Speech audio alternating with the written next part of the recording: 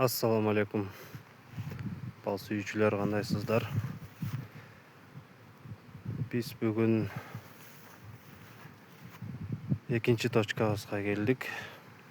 3-4 күн мурун бул жерге балчылыктар жеткиргенбиз. Бул жерде дагы 100 челек бар. Бүгүн 20-июнь экинчи корпустарды алып келип койдук. Бул жер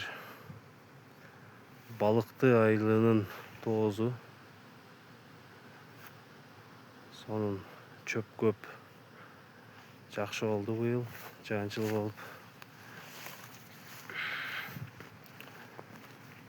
Бул семьялардан да майдын башында пакет сатылган.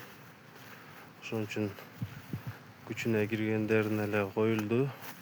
Корпус буйруза бир жумадан ар жак бер жагында калгандарына да корпус коебуз. Нектар жакшы келе баштаптыр.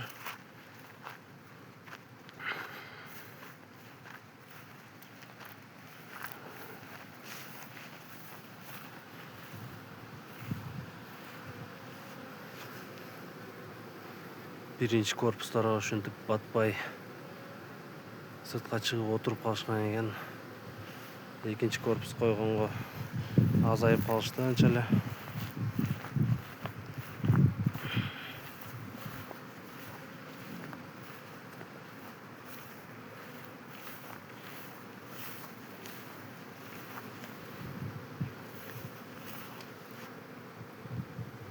Бизде ушундай жаңылык.